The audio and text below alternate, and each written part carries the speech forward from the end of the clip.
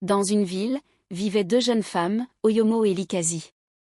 Nées dans des familles modestes, elles avaient grandi en partageant non seulement les peines quotidiennes de la vie, mais aussi des rêves de grandeur qui semblaient, à première vue, hors de leur portée. Cette ville, bien que vivante avec ses marchés animés et ses rues toujours en mouvement, offrait peu d'opportunités pour les jeunes filles issues de milieux défavorisés comme elles. Cependant, Oyomo et Likazi n'étaient pas du genre à se laisser abattre par les circonstances. Elles étaient serveuses dans un bar tenu par un Libanais, un emploi qui leur permettait à peine de subvenir à leurs besoins. Malgré leurs conditions de vie modestes, Oyomo et Likazi étaient liés par une amitié solide et sincère, fondée sur leur histoire commune et leurs espoirs partagés. Les deux jeunes femmes étaient conscientes des limites que leur environnement leur imposait, mais elles refusaient de se résigner. Jour après jour, elles parlaient longuement de leur rêve de mariage avec des hommes riches, de préférence occidentaux. Elles étaient convaincues que cela représentait leur seule chance de sortir de la précarité. Elles passaient des heures à imaginer des vies de luxe avec un homme blanc, et des enfants de peau métissée. Cependant, leur quête de richesse, bien que passionnée, commençait à prendre des tournures de plus en plus obsédantes. Elles ne voulaient en aucun cas se marier ou même fréquenter un homme de leur ville, qu'il soit riche ou pauvre. Elles voulaient coûte que coûte épouser un homme de l'Occident. Un matin, la routine quotidienne d'Oyomo au bar où elle travaillait fut soudainement bouleversée. Son amie de toujours, Likazi, arriva en trombe, au volant d'une grosse voiture luxueuse noire. Les clients et les employés, habitués à voir Likazi vêtue modestement, la regardaient avec stupeur. Elle portait des vêtements élégants, affichant une apparence qui contrastait radicalement avec celle de la veille.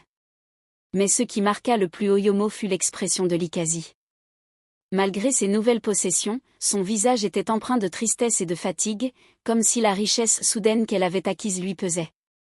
Elle avait des yeux très rouges, comme si elle avait pleuré pendant longtemps.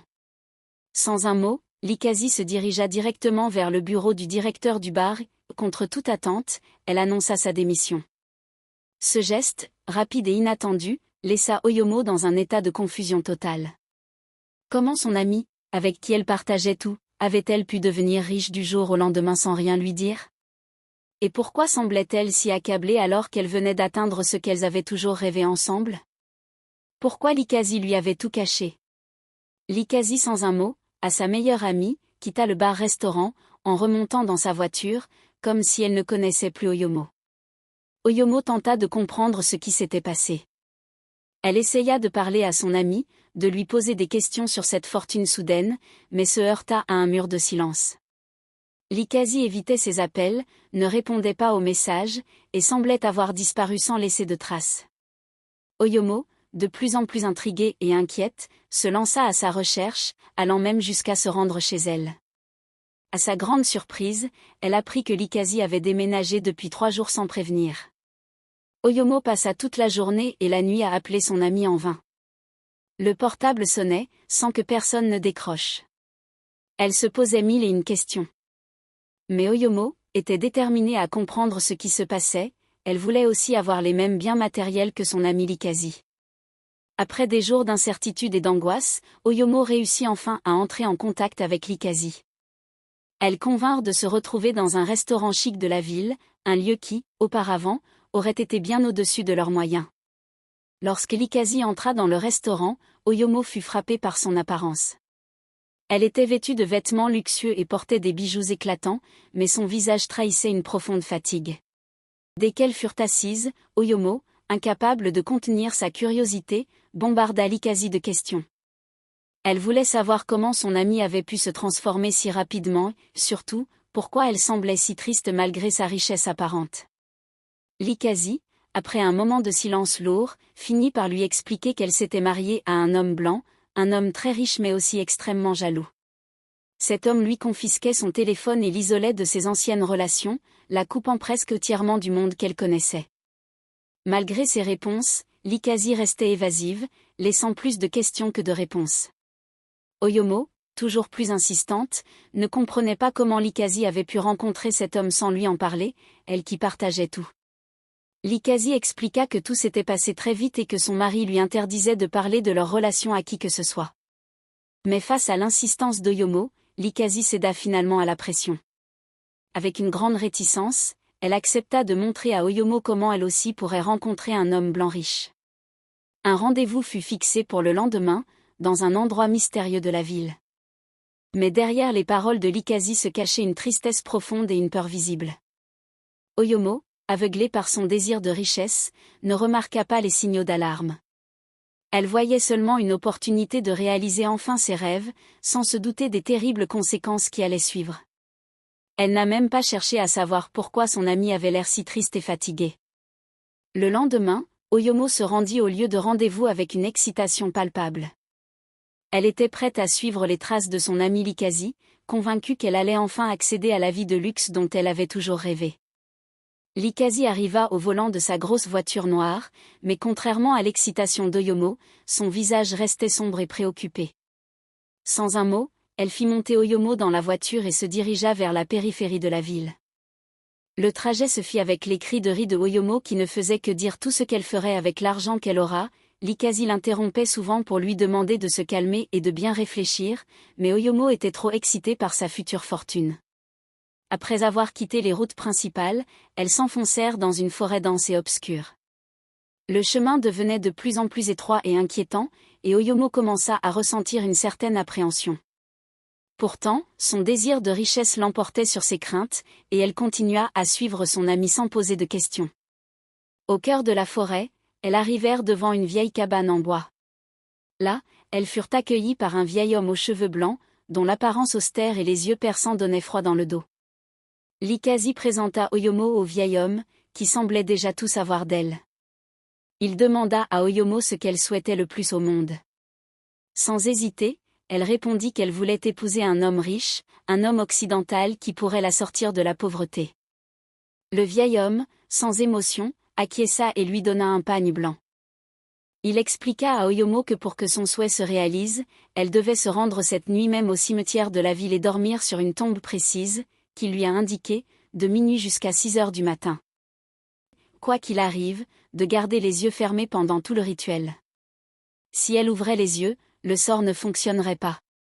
Malgré la bizarrerie de la situation, Oyomo, aveuglée par ses ambitions, ne prêta pas attention à son amie Likazi qui coulait des larmes silencieuses à côté d'elle.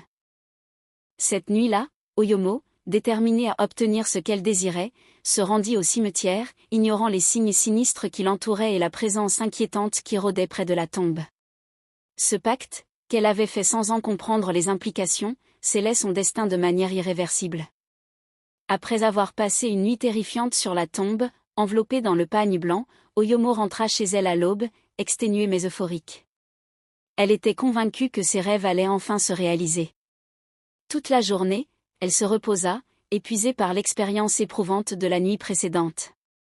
Mais à son réveil, elle fut confrontée à une scène effrayante. Dans sa petite chambre, au lieu du calme habituel, se tenait un vieil homme blanc, à l'apparence sinistre. Ses vêtements étaient sales, couverts de terre et de boue, son corps émanait une odeur nauséabonde, et ses yeux, brillant d'une lueur inquiétante, étaient fixés sur elle. Elle mit une main sur son nez, pour éviter de respirer cette odeur nauséabonde. Elle se demanda paniquée, comment cet homme a pu rentrer dans sa chambre, qui était pourtant fermée à clé. Oyomo, terrifiée, comprit immédiatement que cet homme n'était pas un simple mortel. Il déclara d'une voix rauque qu'il était désormais son mari, celui qu'elle avait épousé sur la tombe la nuit dernière. Le choc de cette révélation fut si intense qu'elle s'évanouit.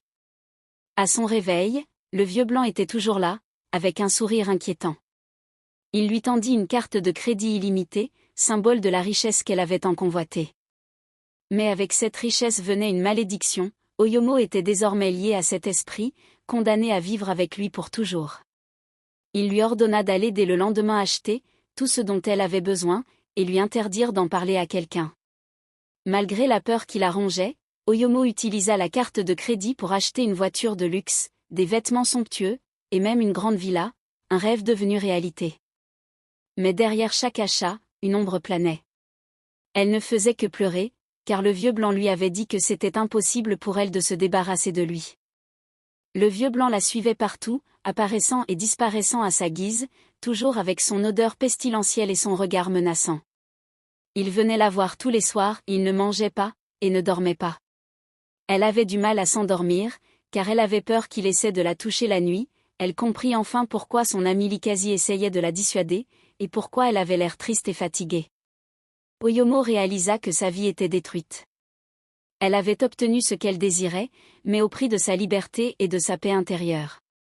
Son âme était désormais enchaînée à cet esprit maléfique, et chaque jour qui passait, elle s'enfonçait un peu plus dans le désespoir.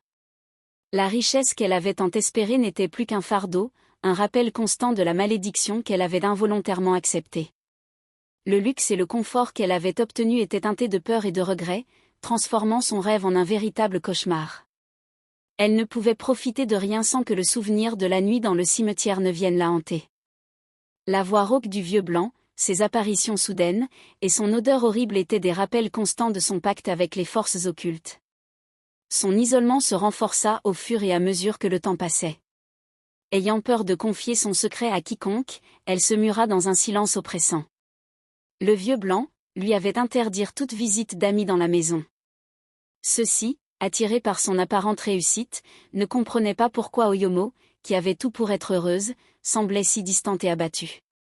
Mais elle ne pouvait leur dire la vérité, de crainte que le vieux blanc ne réagisse avec plus de cruauté. Elle était seule face à son destin, un destin qu'elle avait elle-même choisi par cupidité. Le regret rongeait Oyomo chaque jour un peu plus. Elle se souvenait des paroles mystérieuses de Likazi, des larmes silencieuses de son amie, et réalisait trop tard qu'elle avait ignoré tous les signes avant-coureurs. Sa quête désespérée de richesse rapide l'avait conduite à un point de non-retour. Oyomo repensait constamment à sa vie avant le pacte, une vie modeste mais libre, où elle était maîtresse de son destin. Enfermée dans sa prison dorée, Oyomo regrettait la cupidité, qui l'avait poussée à conclure un pacte sinistre. Cette histoire nous enseigne que la cupidité est vraiment une très mauvaise chose, et à ne jamais forcer le destin. Contentons-nous d'attendre le temps de Dieu.